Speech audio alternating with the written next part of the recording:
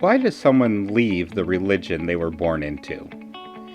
What causes people to convert to a new belief system? What goes on inside a high-demand religion? Listen to the experiences of ordinary people as they answer those questions and more. Hi, and welcome to Chrysalis Podcast. Today we're going to be interviewing David Paul. David Paul, hi. Hey, how's it going? Good. How are you? Doing well. I'm excited. Awesome. Can you tell me a little bit about the group that you belong to and a little bit about your background? So I was born to a family that eventually got into a Baptist church. And then we went from Baptist to a non-denominational church. And then after that, I myself got into a Pentecostal church. So it was the same pastor from that non-denominational that we had when we were kids. My parents kind of left that church because they had a disagreement, but we were still Christian. High school, I went back to the Pentecostal church, which is now called then and still is IPHC, International Pentecostal Holiness Church. Okay. And that's kind of where that foundation comes from. My whole identity comes from the IPHC. Okay. Can you tell me a little bit about the IPHC? So the IPHC is, I think they're based out of Oklahoma. They have a lot of conference centers in the East Coast, and I'm trying to find, they have a map on their website, but they have these conferences. So they'll have these really big buildings in a certain area. They'll hire pastors and create connections with other churches, and it kind of goes up the ladder. Does that make sense? So yeah. I might be part of I think it was the Prince George Conference in Virginia, and we did church camps and stuff like that every summer outside of that building. And when I was around, we had Bishop Dayton Burt was our bishop. So the guy over the conference in our local area, that's what we have. They call themselves bishops. And then the head honcho, he's also the bishop of the entire conference. So you use the same terminology. And I think right now it's Gary Bryant, who's an incredible human being. So I have a lot of personal relationships, even though I was a peon, for lack of a better term. I did know a lot of the leadership because I was so heavily involved. So I was a part of a team that we were very unique in the sense that we traveled the entire East Coast and we went to all the different conferences and churches to help out where there was a need. So like maybe they didn't have a worship leader, maybe they didn't have a worship team, or they were getting started. Our leader in our group would also preach. So if maybe a pastor left, or if they had some type of hole that needed to be filled, he would go in and fill that hole, and we would stay there until they vote in a new pastor, like church congregation. Right. So we did a lot of that. I had my little sister with me. I had my first wife, who's now my ex-wife. We were dating at the time when we were there. That's how we kind of connected, even though I had known her my whole life. We connected through that. How long were you with the IPHC all totaled? The IPHC, I think it was 2006 up until 2014. Okay. So not quite that long, but I would be considered a mature Christian at that point in 2006 when I came in. So I was ready professionally, is what I guess the term would be used for in the secular environment. So I was in, as the day I went in, I knew the Bible. I knew I had done an 8-month discipleship after high school. Right. So I had studying, I had hundreds of hours of praying underneath my belt. It's not necessarily something that you hold against somebody else or anything, right? Right. It's not like cosmetology school where you have to get like 100 hours of praying before you can really pray as a group. Right.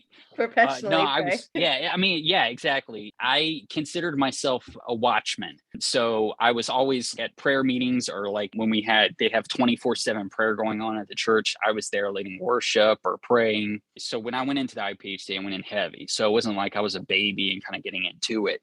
Right. I got in pretty quick. So 2006 to 2013-ish.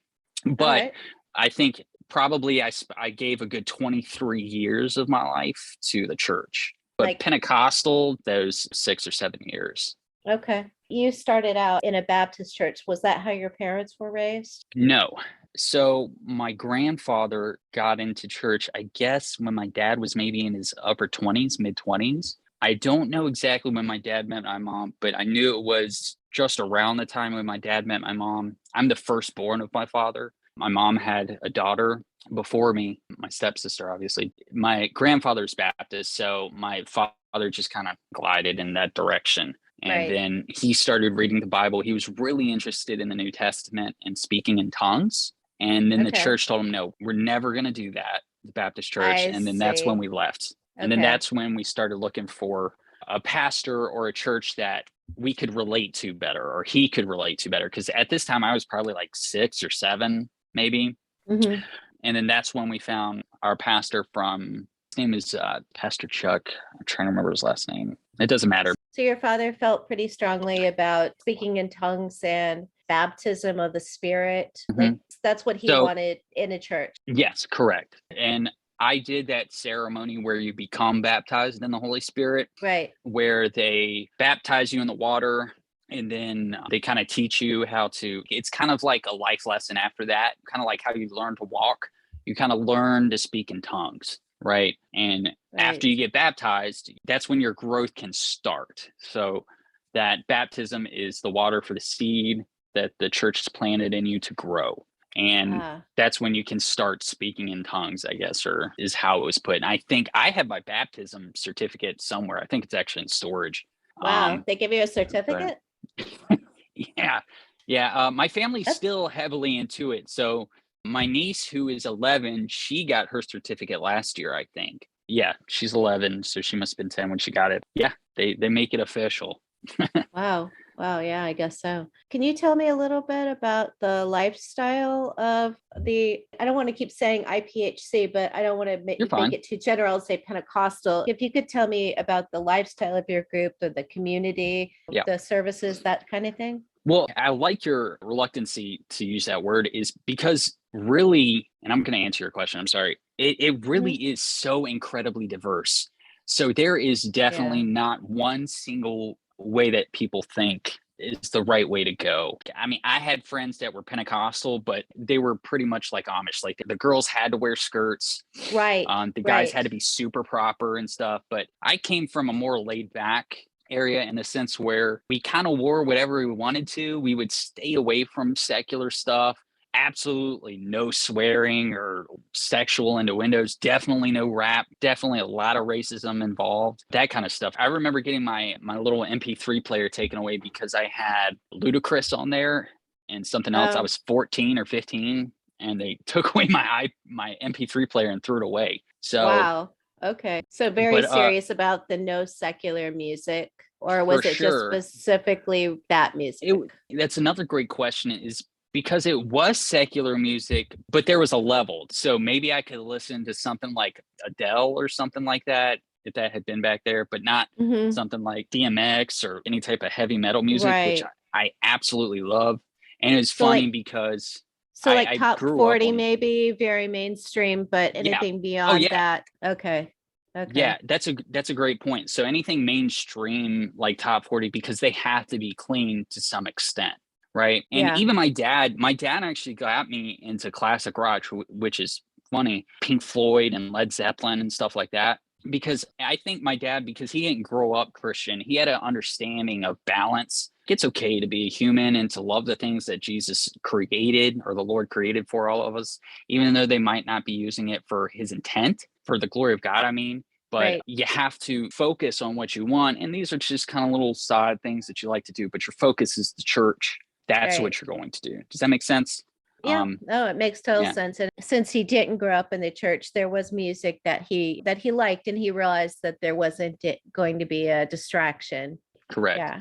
Okay. Yeah. All right. So what was the community like? The leadership, you said there was a bishop in charge of the conferences. Yeah. Is a conference a congregation? Are they the same thing? Is that a different term? That's a great question. Yeah.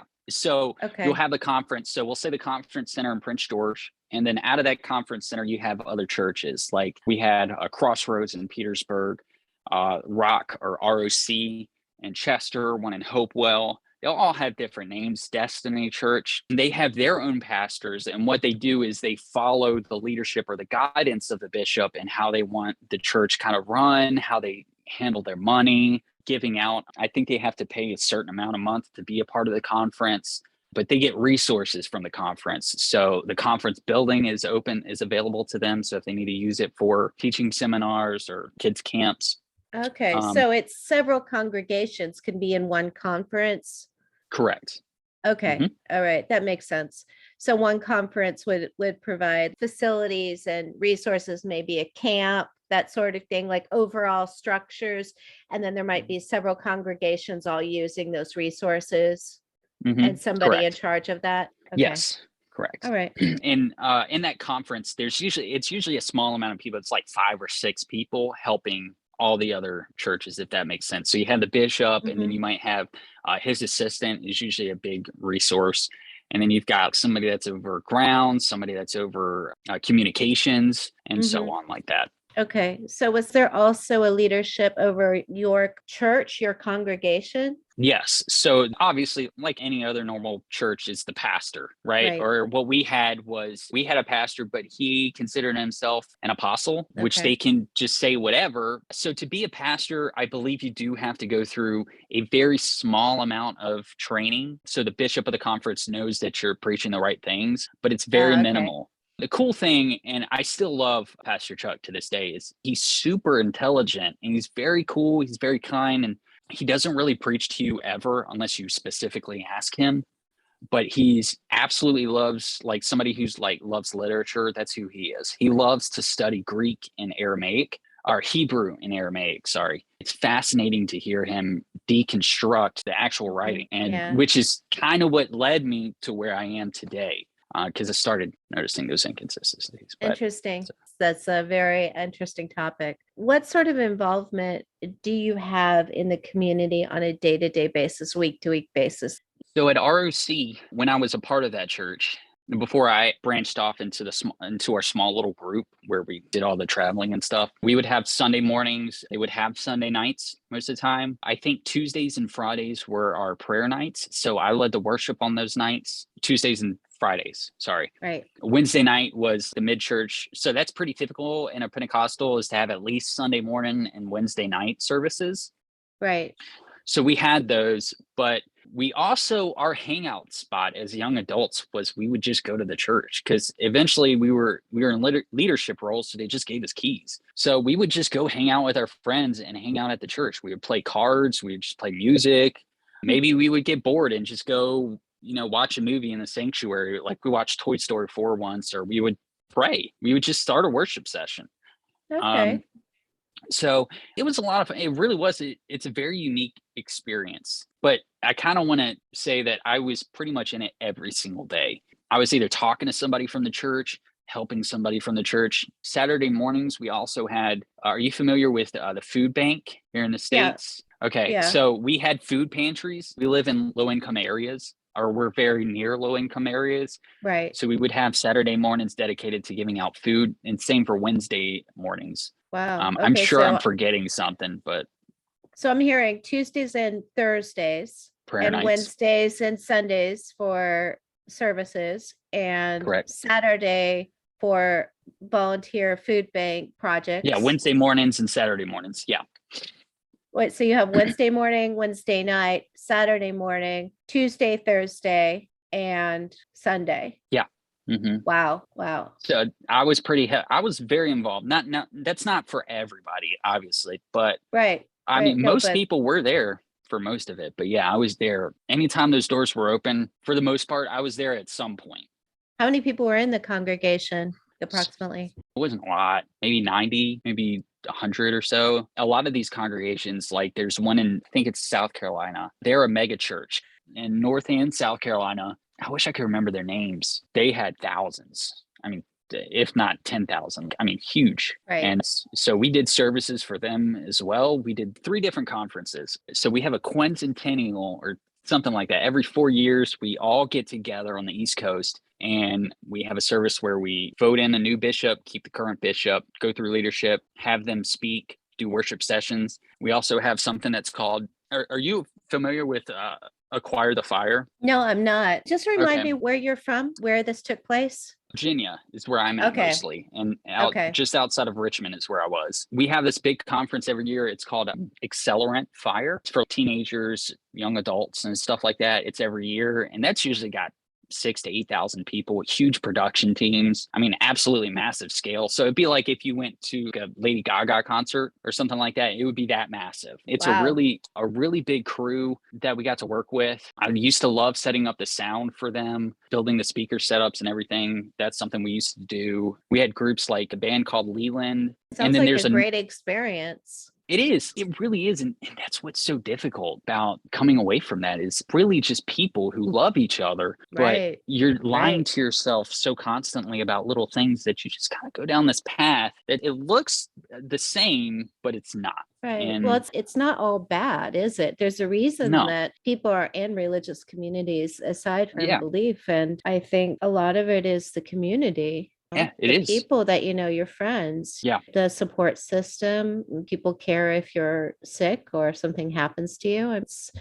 There's a thing that nobody really talks about. It's like when you're speaking to somebody, that you've got, the only way I can describe it is like a back support. Like you have support. When you're talking to somebody in the church, they're going to say something kind and loving or uplifting and constructive, like something that's going to be coming from God. Because that's what you're looking for. You're looking for, because God is your entire life, or Yahweh, whatever. That when you're with people in that community, that they also believe the same things you do. So they're going to help you be a better person. So iron sharpens iron. That was a big thing. And that's, that going off of what you were saying is it's that community and that support. Mm-hmm. When you're talking to somebody, that they're not coming just from anywhere. You might have somebody that has some trauma that's trying to teach you something, and then it's terrible for you. Being human is so difficult. And that gives you a really huge relief from that fear. And And when you have the confusion. same framework, you look at things the same way, the same structure of your,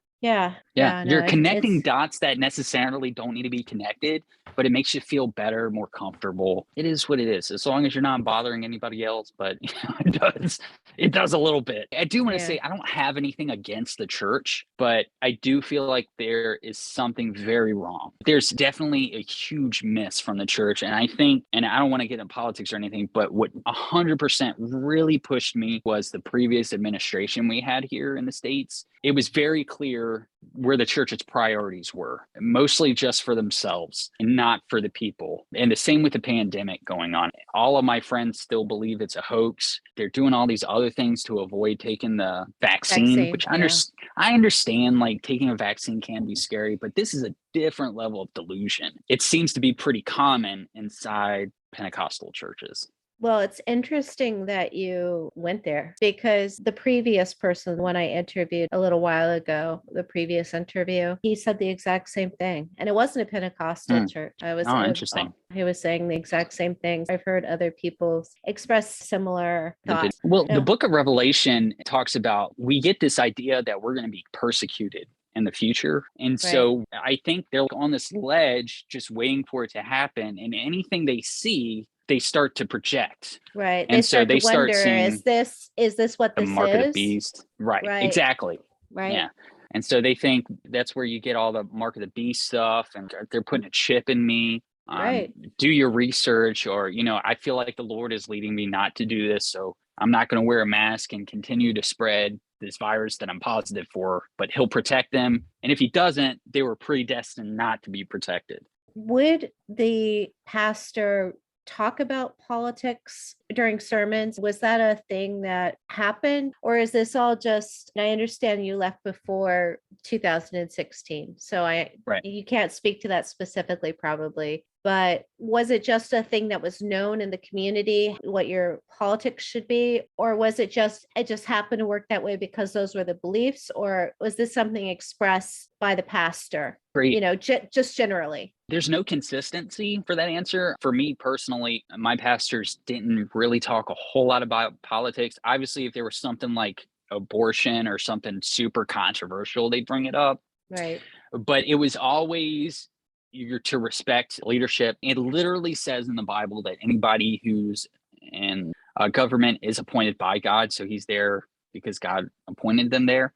Right. So we should respect them and honor them and all that stuff, which went all down the drain when President Obama was brought up in 2012, which I still was very close with all my friends and stuff. But they all said he was the Antichrist. He was bringing socialism. So it's something that's not necessarily spoken about from the pastor to the congregation in a church sense. It's more like when everybody gets together later to talk, people More kind of start talking socially. politics. Yeah. But I Okay. have seen dozens of churches and pastors speaking specifically about praising President Trump, denying presidency of Biden, and that we need to stand up for our rights as people. It gets really mucked, but that's where a lot of people in Pentecostal churches, not necessarily IPHC, they might just be a person that just walking around reading the Bible and he just got 100 people to come to a meeting, right? And so now he's a pastor and he just throws out thoughts left and right, but has no study, has never studied the word, has never studied Dead Sea Scrolls or anything. So it's super inconsistent just from what I've seen, if that answers your question. Right. No, it does. It's just interesting information. I've heard both answers. I think it just sort of depends on the church. And yeah. So as far as your leadership in your day-to-day life, how involved did they get? You say you were there almost every day, right? Yeah. I've heard some people who are Pentecostal say that the leadership would get involved in major life decisions, or that you should consult them if you wanted to change your job or move. Was yours like that at all, or not so much? Mine was not, but I did have cousin churches, if that makes sense, that weren't necessarily part of IPHC, but were Pentecostal or non-denominational. And they were kind of like that. I guess I kind of went up there because I wanted their input. I went and talked about getting married. I went and talked about doing the prayer sessions. So I did 2-hour prayer sessions on those Tuesdays and Thursdays and sometimes Sunday nights. And like just getting general counsel, they would be there for me. I know they say they're there for everybody else, but I remember one time I struggled with night terrors, and I had a night terror one time that was so vivid and it seemed very demonic or spiritual in a sense that I immediately woke up, called my pastor, Pastor Kevin, and I went directly to him. I mean, it was a 40-minute trip, and I walked directly in there into his office and we sat down and talked about the whole thing and deconstructed it. So that was available to me. I don't know if everybody had that, but that sounds like you were very involved. So I could definitely see how I would make the time. So you said it seemed demonic. Was that a strong theme in your church, that there could be such a thing as demonic influence, and like you could be possessed by demons and they would need to be driven out? Oh yeah, for sure. 100%. Everything is spiritual. Everything's a spiritual battle. Everything you say, like I said before, was like either for the glory of God or for glory of Satan, I guess. But for sure. I mean, spiritual warfare is a big thing. There's that Psalm, or maybe it was Solomon, that said the enemy is waiting for you to be in a point of vulnerability to attack you. Like he's waiting to attack you. So you have to be prepared. And I guess a part of that spiritual warfare comes from those kind of verses where they think that angels are flying around and protecting us while we're having services. Mm-hmm. I've even heard things where, like, if you drive the speed limit, the angels are following you and protecting you, but as soon as you pass that speed limit, you're passing them. Does that make sense? It's a little silly, but I've heard a lot of stuff like that. It's very real. So they believe the spiritual and physical reality is, the physical realm are living symbiotically, so together, but we just can't physically see them, but we can feel them spiritually in our heart. Sometimes they would manifest, like in that dream I had, which I still can't. I haven't talked to my therapist about that dream because I haven't thought about it in years. It's really real. And when you don't have the understanding of night terrors and how your brain works, you could really see that as, because what it was, and I'll just be really quick, is I felt like I was floating. And then it looked like my room, like when there's a pool, when you see reflections, but it was red. So it looked like maybe there was a pool of lava that was being reflected into my whole room. Right. And when I leaned over, it felt like tons of massage, like chairs or something, like kind of pushing me, like it was super vibrating. And then I rolled back over and there was just this figure, no face, but it reflected lava, like hell, I guess you would say. And he put his hand on my stomach and he said, "Yeah, that's right. I can touch you." Oh gosh. And it's pretty terrifying, right? For a young 18-year-old male. I was homeschooled for a good portion of my life. I was in Christian schools. So I don't have a lot of real world experience. And that's when I went to go talk to my pastor about that. But when they're constantly talking to you about spiritual warfare and all that stuff, it can get to you. Man, I had night terrors for years. Oh my gosh. Yeah, that would be terrifying, especially if you literally believe demons and angels are at war all around you and they're real, very real. And you have a dream where you're basically kind of like in hell, sort of. and a demon is like touching you like that. It was Horrible. terrifying. Terrifying. And I think and it's like a thing where I was saying, like, I didn't have real world experience. So I didn't understand how the brain worked. But I think what it was, and I'm just speculating, but I think I'm pretty close to the nail, is I felt vulnerable. That's not the right word I'm looking for, but I definitely wasn't being a good Christian. So I was doing things that were making me feel like I wasn't a strong Christian. So I think that was my conscience eating away at me. And my conscience had built this thing that if you don't do the right things, you're going to go to hell. And it's going to suck. It's going to be real bad. So I'm going to let you know that there's a demon that can touch you now because you can't do those things. Right. Does that make sense, to try to get me back in the right? You have this cognitive dissonance going on, and you have to resolve it. And if you're just pushing it down, this is your worldview and this is what you're doing, which is veering from that. Your mind has to reconcile that. Yeah, and it was rough. I know I had at least 8 other experiences similar to that. They've slowed down since I've stopped taking. I used to be on Adderall in high school, and I think I was sleeping on that. So I was having sleep paralysis. So that REM cycle, when you get stuck in there, like you can just dream, but your body is completely frozen. Yeah. So you're kind of awake, but asleep. And it was really real because I thought I was going through a spiritual battle. Right. I had done something wrong, and the demon that was assigned to haunt me or whatever, to keep me from being a good Christian or doing my Christian duty, was coming to get me in that moment because I was at a place of vulnerability because I had opened myself up. I had done something wrong and opened myself up to be attacked. And I think once I stopped taking that Adderall and sleeping well, and then I got out of that mindset, I haven't had one since, which is great. That's good. Yeah, that's really good. It sounds really anxiety producing. It would be extremely. I think it does. Not think about that. I think a lot of the Pentecostal, their whole thing is like it builds anxiety because you're not sure when the Antichrist is coming. You don't know if you've done something wrong. So you could feel bad for literally anything because that's how the human body works. But we think we've given that all to God, and God controls literally everything about us. Right. Or we think we give it up. So like and you don't realize it because you've never learned those things. Like you've never learned how the brain functions. You've never gone to a therapist or actually talked about something, because you talk to God about your problems and he fixes them for you. Is how it was told to me. So like you didn't even go to the hospital for the most part, or not the hospital. You didn't go to the doctor very often because God would heal those things for you. Okay. So was it a belief that if you had an illness, it was a sign that you had spiritual work to do, like an illness was a manifestation of a lack of faith, or that you had some sort of spiritual problem more than a physical problem? Man, I'm glad you brought that up. Yes and no. So you know the story of Job? Yeah, sure, of course. Yeah, that's where it all comes from. You're being tested. So if you do get sick or something like that, you're just being tested. Your faith is being tested, and you got to overcome it. And because human bodies, that's what they naturally do. You put this thing together where correlation is causation, right? Because you got over it, the Lord healed you. You did your faith battle, you won. Does that make sense? And that's how it was. And the big thing for me was, and I'm still dealing with it today, is Lyme disease. I had Lyme disease when I was little. I had a tick right here on my chest, and I remember pulling it off, and it hurt. And then I had this huge spot. I mean, just everywhere, pink spot, almost up to my neck and all the way down here. We started praying for it, and I went to a doctor. Lyme disease is easy to treat, right? So he's just like, all right, here, take this.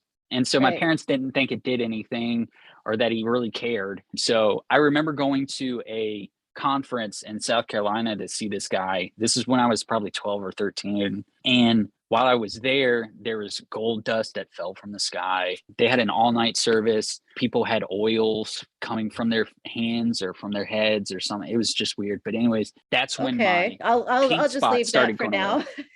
Yeah, sorry. Yeah, that's a whole different topic. Yeah. I mean, that's fascinating. It is. It's very delusional, but it is fascinating to talk about. So for sure. I love time. Did you take the medicine? I did.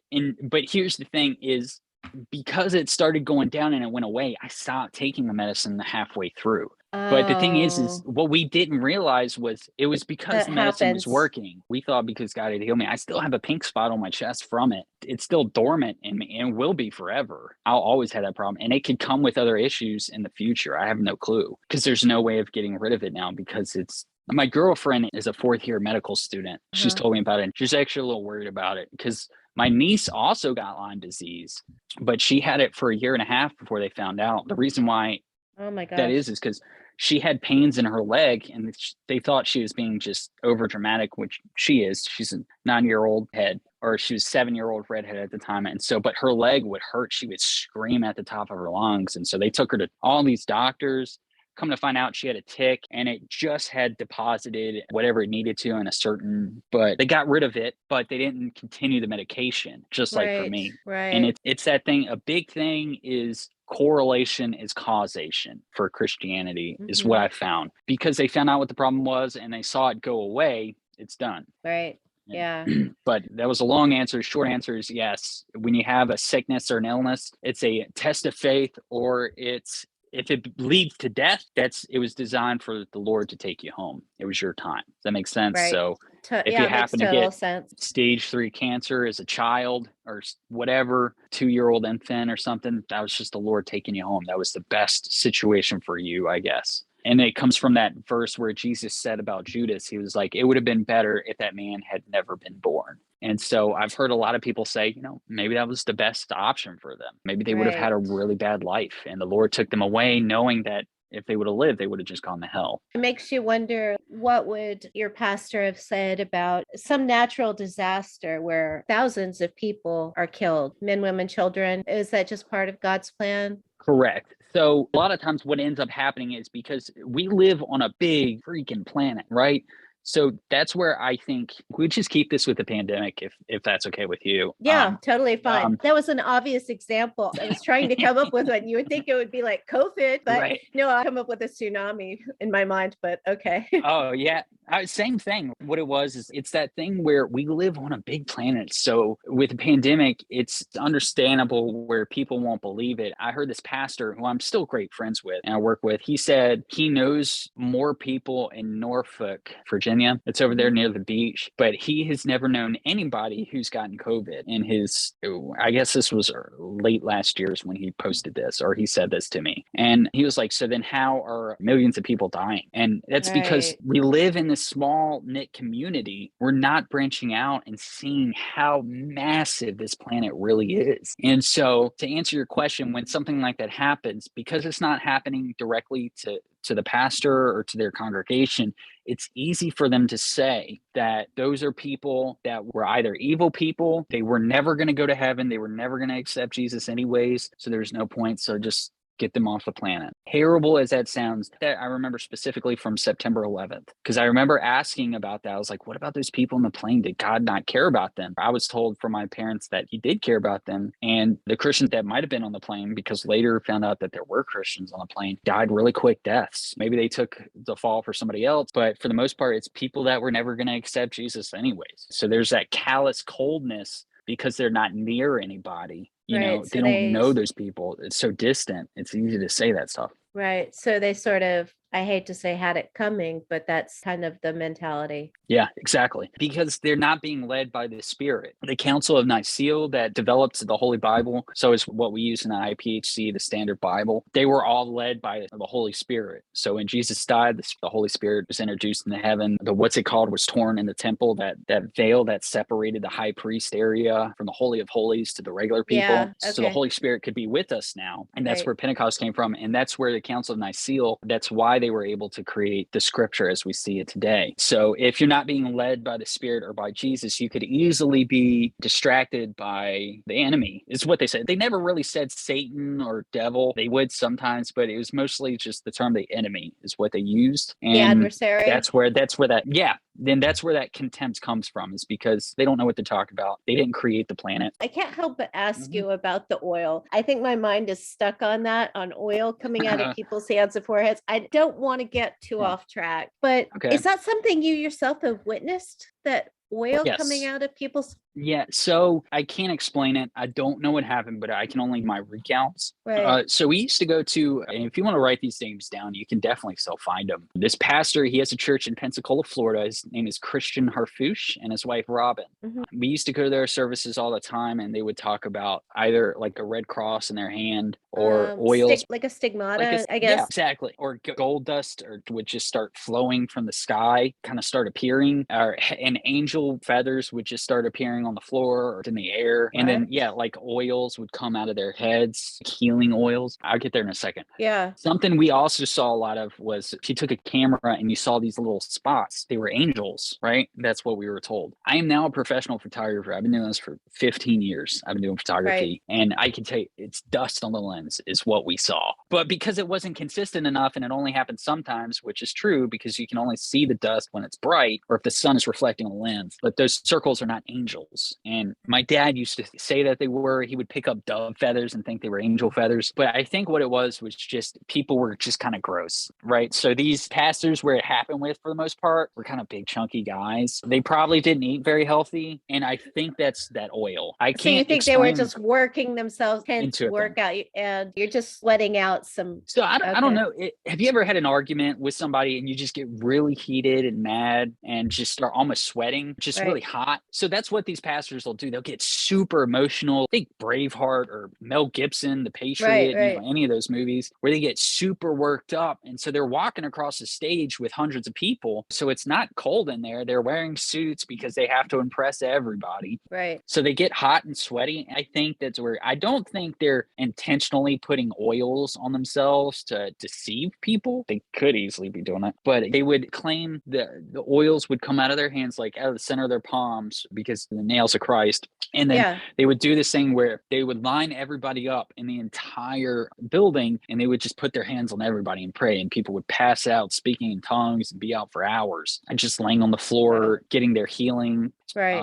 Gold dust falling from the ceiling. It looked like it came from the ceiling, but I want you to picture kind of like if you ever saw the Harry Potter movie where in the Great Hall they had that fake ceiling. So if you think of like that's where heaven is, and people would claim sometimes to see clouds and see parts of heaven because that's what you want. That's the end result, is to bring heaven and earth into one. And that's what Jesus does in the end of days. But they start ushering that in, that spiritual realm in, and then dust would just start appearing. Who knows? It might have just been, I had no clue. It wasn't important enough to me to think about. Right. It's fascinating. That's the reason I asked, because it is this sort of phenomena is fascinating to me. These things that people witness and help to confirm belief that we just don't know the answers to. Or maybe we do. It could be fake. It could be a psychological phenomena of like a mass frenzy. People are perceiving something. I don't know. That's true. Yeah. And I'm open to the idea that maybe it's real. I have no idea. Yeah. I think that's another thing that makes it difficult is, I mean, I'm not trying to be super naive. I think science, and I've always thought this, is science is secular man's way of discovering who God is. So maybe we are all a part of God, and science is just our way of studying that. And I've always thought that science and God were not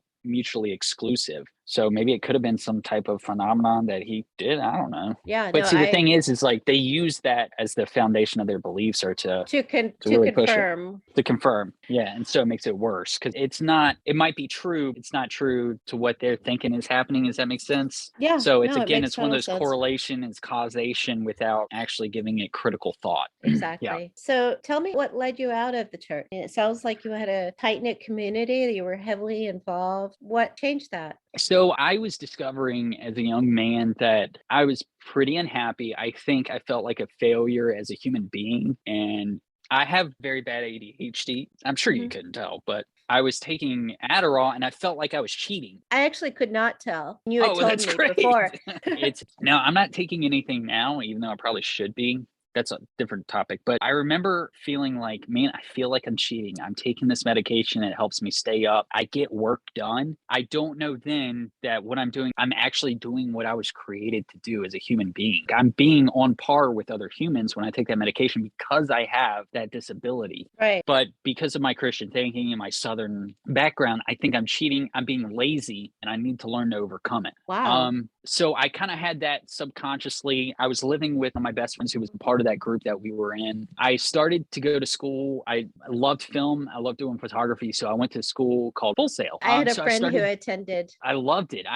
It was amazing. It wasn't amazing at first because I was doing the online course. And my girlfriend at the time, I was hired to go down to a major conference in Orlando for the IPHC. They hold this kind of like talent competition for all the youth groups in the entire IPHC. And whoever wins gets a scholarship to their school. Emmanuel College, I think is what it's called. Okay. They're pretty big. They win a full ride there. Wow. So thousands and thousands of kids there. I'm hired to go there to do the photography. I take my girlfriend as my assistant, and I end up assisting on a lot of the video rigs and following the pastor around and running the monitors in the back. And while I'm there, I told my girlfriend, I was like, hey, why don't we go over to my school and just look at it? This is probably the only chance I'm ever going to get because we live 13 hours away. Right. I barely make $14 an hour or something. 90% of my time is a part of the church. So, it's kind of difficult. And so we went to the school and I was like, man, I'm missing out. I need to transition. I need to come here. I felt it so strongly. I thought it was the Lord telling me, but I knew it was my inner monologue. You need to do this, grab into it. And so I did. On the way home, we started coming up with ideas of how we were going to find an apartment, how we were going to move, how we were going to transition. Yeah. And so we finally made it happen. I started going to school and I realized how far behind I am emotionally in a maturity sense with a lot of my peers, accepting things and understanding things. I was very slow because I didn't have to do any of this stuff. It's just about natural things. So like talking to my friends. And so a lot of these things started clicking to me. I was like, man, I'm really having a hard time. But I was still part of the church. I was still thinking about it, but we weren't going to church. I noticed there was a part of me that didn't want to wake up on Sundays and go to church, even though she did. And then eventually she got away from that. And I'm trying to make this as short as I can, but a few years later, I have to drop out of Full Sail. I did finish eventually, but I was becoming too expensive. And I remember my wife at the time, she had separated her spine when she was younger. So she had a lot of back problems. Right. We didn't have medical insurance. She was the only one really working. Really difficult for us, but we ended up getting some medical grade marijuana, which I've always thought is the absolute epitome of demonic. There's this line in the New Testament that says the only way to God is through me, through Jesus, right? The only way to the Father is through him. Something about the enemy will try to take the back door to get in. So a lot of pastors used the fact that using drugs and drinking alcohol, that's why when you see Pentecost, they seem like they're drunk. They're not as drunk as you suppose. They're filled with the Holy Spirit. Those are the demon ways of, like the back door ways of getting into heaven, if that kind of makes sense. They're the wrong ways to go there. And so it's very demonic. So it was viewed as a way for the demons to gain a foothold over you, would you say? Absolutely. Yeah. Perfect way to put it. Yeah. So again, exactly what you just said. And when I said earlier about Satan or the enemy is waiting for you to slip up, they're just waiting for you. And they're going to grab you as soon as they do. I remember smoking it with my wife because she didn't want to do it alone. She didn't know how to do it, but she was in so much pain. And I remember us smoking it and I was like, I just felt good. I felt happy. I felt relaxed. I didn't feel so anxious about everything. Right. And then I remember it wasn't like night or day. It was a very slow transition. I just started realizing this is not as bad as people have always put this out, especially members of Congress and all the laws that we have on it. They don't even make sense to me anymore at this point. I don't understand it. There's so many benefits. I can function as a human being because all it does is it just slows you down. You just become kind of dumb a little bit. And marijuana was literally the key that really started opening the door for me when I started realizing that there might not be something wrong with the religion, but there's definitely something wrong with the teachings that are being put into us. And then I saw this documentary. I'm not going to name it because I don't want to get off topic, but it was on Netflix and it was talking about how this guy Colton was using Christian faith. So it's Jesus plus nothing else is how they use it in politics. And you just talk about Jesus and that's it. And then that's how they get their way into these other countries to do things for them and stuff like that. And that's been going on since the 70s. And I've been kind of seeing that almost like a brainwashing. Jesus plus nothing. And that's how my whole life was Jesus plus nothing else. You're not supposed to leave anything else for yourself. So as a man of God, you're to do everything for him. And you're supposed to love your wife like Christ loved the church, take care of your family, and that's it. Nothing else. And you let the leadership do what they do and you support them. Right. And everything for the kingdom is what you said. Exactly.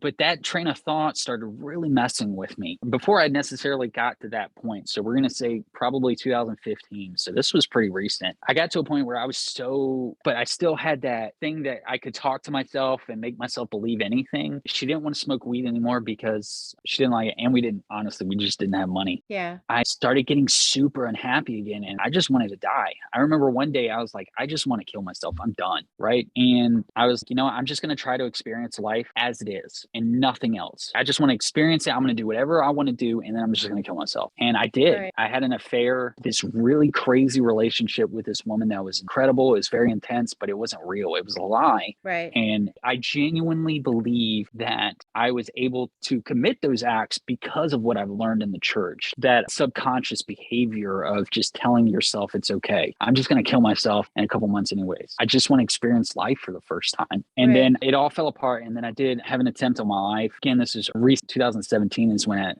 finally happened. After that, I was like, I need to get myself back into work. So I do web development, back in architecture. Then it was just front end development, but I was dove into work. I was like, I need to get myself straight, but I need to just get into work and just consume myself with that for right now and just slowly build back up as a human being. And I didn't want anybody to be a part of that. It was just me, just David Paul. I don't want any leadership unless I want to ask them something specific. I don't want my freaking family. I don't want the church. I don't want God's involved. I still pray from time to time just to kind of give myself comfort. But I remember thinking, why did I want to kill myself? I remember asking myself questions for the first time. And I think that's a big thing I wanted to get out here with you. And I hope somebody hears this is you have to ask questions of why you do things for what purpose. I was always doing things for the glory of God. I was never doing anything to make myself happy because God makes me happy. How do you be happy? Is you do the things, you go to church, you bring people to Christ, you bring heaven to earth, you go to heaven. That's eternal life. That's what matters. Not life here. Eternal life is what matters. I'm really sorry you went through that.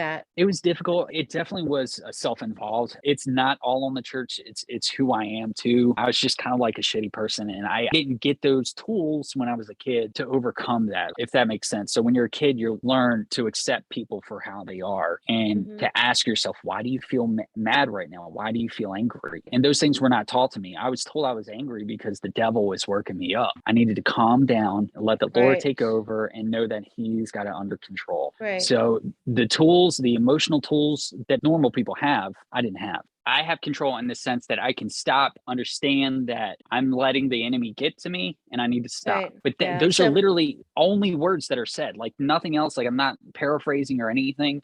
Like that's all that's said to me. So how is an 8-year-old or 6-year-old supposed to take something like that and learn to be a decent human being? It's very difficult. Yeah, it's sort of emotionally invalidating anyway. Yeah. But I am sorry that you went, but it sounds like you got to a place where you wanted to take control of yourself and work on yourself and see what happened. Am I getting that correct? Yeah, exactly. I mean, you're hitting the hammer on the head here. I wasn't doing web development full time at the time. So I literally just I bought some books. I wanted to make myself better. I wanted to become successful. For the first time in my entire life, I wanted just a small apartment, just myself. I wanted a dog and just to live like a bachelor on my own, have friends, go out drinking, to go out and eat whenever I want to, just have a life. And from that small thought process really blossomed into a lot. Before, I just wanted to have a family. I wanted to have a nice house, a nice car, but that was it. But I didn't have a vision for my life. So I wanted to be successful in a career, but I didn't want my career to be my life. And it's really difficult because Christianity was kind of a career and it was my life. It's hard to separate those things now, or it's not so much anymore. I can't let my work life consume me. I only have a work life to finance my personal life. And that's what I do now. That's how I think. And that's what got me there. And after my incident in 2017, that's when I knew I was never going to go back to the church. I wanted to get help with my brain, getting my thoughts in order, but I was still struggling.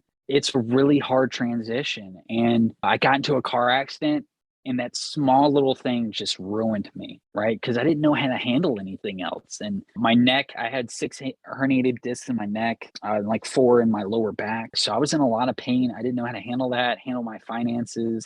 So I had to move back up with family. I had to go stay with my mom in the middle of nowhere with her boyfriend, which I hated. It was so miserable. So after my car accident, I went and stayed with my best friend. I ended up meeting this girl. She's going to school out here in Virginia Tech. And that's where my life finally started coming together. I love her to death, and I'm still finding balance. I have health insurance for the first time, so I'm seeing somebody about my depression. We're doing steps. So we did the depression first, which is crazy. I was still super depressed. I didn't realize that. I didn't understand brain chemistry, like this bad chemical mixture in my head that's messed up. It's okay. That's just how my head is, and it's an easy fix. I just have to take this medication and then also see a therapist because I can pull away from these bad habits that I've created. You were saying at one point that, I don't know if this was before the podcast, that there's like a big stigma on mental health, that you grew up with this. So you never dealt with that before. No, again, it was the enemy attacking you, and you were lazy if you weren't coming out with that. If you were depressed, it was because there was something the Lord was nagging you about, and you had to figure out what that was, something that was wrong in your life. And you need to figure out what that was. And that's obviously not a real solution for mental health issues. You need to see a professional, someone qualified to treat that. Yeah, exactly. And I think with the way that there's so many people I was mentioning before, and with this large amount of people, we're starting to discover as human beings in the human race, what is decent and what is not. So what is healthy and what is not. And we're seeing that there's a lot of these patterns, the way you think is very unhealthy, and you can just change it with a little bit of medication. It helps balance that imbalance, and you stop thinking. Like, I remember I went to the doctor and I wanted to go for depression, but I really wanted to get back on Adderall because I was struggling with work. And he just asked me a questionnaire. And every day I would think to myself, man, I just wish I was never born because I'm struggling. And so I filled out his questionnaire. Okay, so he went through it and he was like, I just want you to know, after I read this, I almost called somebody in here to take you to the hospital. I was like, why? God. I'm not even thinking I need to be there for depression. Maybe just a little bit of help. But he was like, yeah, dude,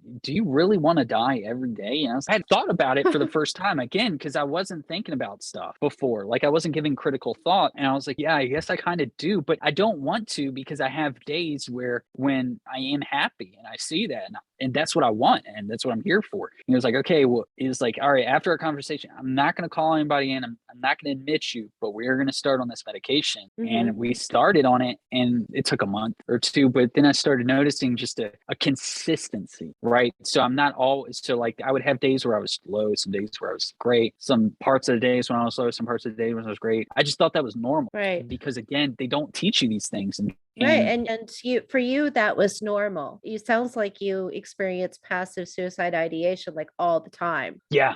So for you, that was just life. I didn't even know. Right? Yeah, exactly. I didn't know it was a bad thing. I just thought it was something I came up as a man. I understood that my life wasn't going to work well. This is probably going to be the best idea for me, right? We finally tackled that, and I've been feeling great. It's been another step in my process of deconstructing. So I had to go through lying, through a divorce, I know I ruined our lives. Like, I still feel bad to this day, is the things that I did, but I had to go through suicide attempts and a car accident. I lost my career at one point. It's a lot. Yeah. It's worth it in the end to finally be healthy and to be able to control who I am as a human being. I skipped over a lot, but I could talk about this for days. There's just so much it's really messed up, and it's really an unhealthy thought process for a lot of the Pentecostal church, especially the IPHC. And I still see it in my friends today. It's this unhealthy hate for people that believe the pandemic is real, don't support Trump, and think that Biden is some pedophilic idiot because he has a stutter problem. And I work right now part-time at a hospital. So it's very frustrating for me. I see people with COVID, even still today, there's still a few patients in there that are going to die. We hear all day of these beeps. It's the machines going off saying this person does not have enough oxygen. And there's no way of turning that off other than killing the person or unplugging the machine. And there's nothing we can do. They're just slowly going to die. And they're begging for oxygen. They're begging for the vaccine. But there's nothing we can do for them at this point. And it's that callousness that the church has is what really kind of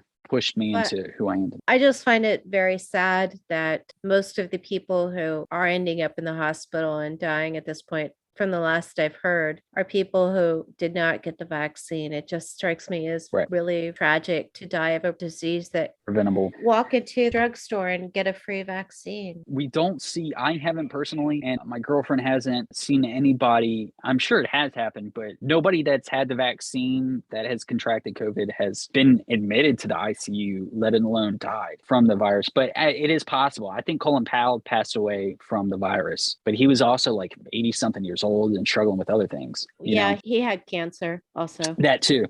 So, and that brings me to another point, is that black and white thinking. Things are very difficult. Being a human is not black and white. On the subject of homosexuality, and that's another thing that really pushed me over, was one of my best friends knew he was gay when I met him. We moved in together. We were roommates. He was a great human freaking being. Like, I freaking love that dude. And I remember the absolute hate and disgust the church has for homosexuality. But being a human is not black and white. What we're discovering now in science, the genes are not exactly male and female. Sometimes they are mixed right there in the middle. And that's why you get people who are transgender or bisexual and stuff. And it's very difficult to have that type of mentality and accept people dying from the virus, because they say that it's only because he was old. I'm young. I don't have any health problems, even though I've never been to a doctor. Because half these kids that I hang out with are young adults. They haven't been to a doctor in 6 years. They don't know if they're healthy, but they claim they are. I had this conversation. They probably are. Most young people are healthy, but it doesn't mean that you shouldn't take precautions. Exactly. The only people who are really freaking out about the virus, people that hate the vaccine or being told to wear masks. There's a small fear of getting it, like getting the flu. I don't want to get the flu or tuberculosis, but I'm not going to let my life get controlled by that. And I had a text message from my dad a few weeks ago, and I kind of went off on him because it was something. He's a QAnon supporter, and so are some of my other family members. Okay. All right. Yeah. And they were sending me these things about that's going to happen and something about the virus. And I was just like, dude, people are dying from this virus. If you want to come with me to the hospital, I'll walk you through the ICU and show you these people that God loves and created that are dying from a preventable virus because of this nonsense or this delusion. Please stop sending me this stuff. Do not do it anymore. I'm done. He's been respectful and he hasn't sent me anything since, but I know that a lot of them believe in this stuff, and it's intense. It's separated my family. My older sister, we used to be really tight. When I moved to Florida, she moved to Florida. I mean, she lived, so it's like an hour and a half away, but we are very close. I know my niece and I were very close, but then my brother-in-law got into the whole InfoWars thing. So again, I know this sounds like it's off. Wow. It's not. Okay. Yeah. So it's that line of thinking that you get from the church that doesn't give you critical thinking, and you get that that correlation and causation together. Right. So I remember him telling me the Parkland shootings weren't real and all this other stuff. And then that's when I was like, okay, it's time to turn off. I'm not listening. But then it grew into, I remember him asking me, he was like, yeah, when the virus first started, he was like, have you met anybody even with the virus? Because I brought it up. I was like, yeah, my friend Amethyst in Missouri, she's had it twice. And then they had to open up Virginia sign on their truck because that's when everything was closed to the pandemic. But then my sister started getting into this thinking like 5G was harmful. She had a friend that got a headache from it or something. And I was like, man, that's silly nonsense. And they think that President Trump was the best thing that's ever happened in this country and that we should love and respect him. But they talk absolute mad crap about President Biden, which doesn't make sense. And I'm not saying President Biden's a great president or not. I've never really been in politics, but I can now judge a person pretty fairly when I can see President Trump, who has a long list of running over people and ruining lives, that he's probably not a great person. And Biden, where he puts on a persona where he's a good person, he might not be, but I'm not naive enough to say that he's a great human being, or a great leader. I don't know. That's just not my area. I don't focus on that stuff, but they have been. And again, I know that sounds off topic, but that really is coming from that church. Is that type of thinking is we're not critically thinking and caring about other people. We're waiting for a pandemic to hit and then one world government, which is funny because that's what they're trying to do with one world religion now in America. They're just pushing off aside human beings. If you're not a Christian, it doesn't matter. Does that make sense? It's kind of us versus them thinking. Yeah, correct. Yeah, 100%. It's hard. And so I'm not close to that. I don't talk to her anymore. She's been trying to get with me. I feel bad, but I don't want to go because it's when I sit there, it's just super awkward, tiptoeing around conversations, just waiting for something to be brought up because it inevitably does, because that's what they're kind of waiting for. I understand it's hard. It's like you spend the whole time trying to avoid those sorts of conversations, and it's a project in and of itself, just the avoidance. And like we want to vent about the pandemic. Like we hate the pandemic. I hate wearing masks. I don't want this to be a thing, but I can't vent about that to them because then they're going to be like, oh yeah, well, it's not real. We don't wear masks anyways. because it's not real. They don't believe in being asymptomatic, I guess, anything, which is weird because my sister used to be an EMT. She was an intermediate. So she wasn't a paramedic. She was right in between. So she does have some medical knowledge. But it's really tough, that sort of family divide. It is interesting how there's a large religious community who are QAnon supporters and are anti-vaxxers. For people who want to prevent COVID, it's not like any of us enjoy wearing masks. I know, right? Like, I mean, but with glasses, like it's so difficult, because they're always fogging. You do it because you want to protect yourself and protect others. There is a very small risk that you inherit when you take a vaccine, right? But that risk is so much greater, 100,000 times greater by not getting it and not wearing a mask to other people around you, because you can carry the virus with you, with you, not have any symptoms ever, but still passing it around. So it's such a small thing to do for other people. And it protects you as well. If once you have the vaccine, it's less important, but there's still... Yeah, and you would think that's a foundation of Christianity is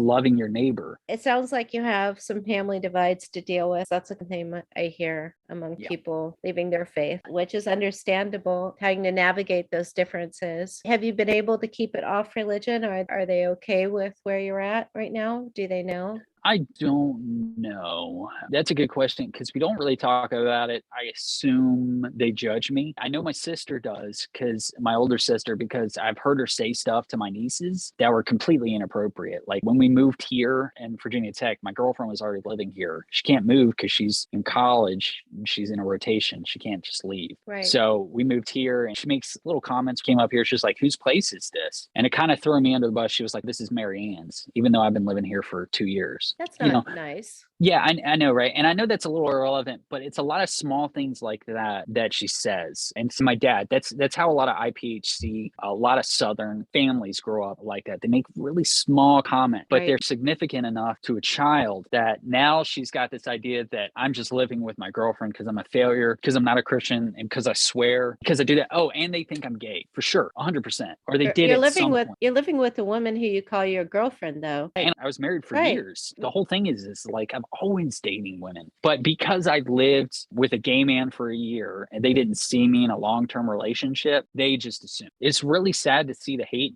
and it becomes weirder every year for me to see the hate and disdain for homosexuality. It makes less and less sense every year. Wish I could put myself in their shoes and talk with people more, but it just becomes sillier and sillier. Why does it matter to you what another human being is doing? Right. It's like, okay, yeah. So what if I am gay? Yeah. So what if I were? So I wish I was. Sometimes it's so weird.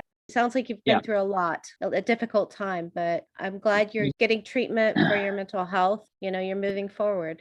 Yeah, I am. I'm finding the balance. So I mentioned earlier when we first started is I don't have anything against the church or the religion as a whole, but I think there's a balance. So I'm finally starting for the first time in my life applying these concepts in the Bible as a human being rather than as a strict Christian per se. So a lot of these teachings about loving people, so like loving people who are, even if they choose to sleep with other men or women, or if they might be transgender, they don't know what their sexual preferences, it doesn't matter. I still love that person and I helped them. With the pandemic, I could have easily had said, this is stupid. They're being overcautious, but I get it. Like I want other people to be okay too, because they're just human beings trying to live their lives.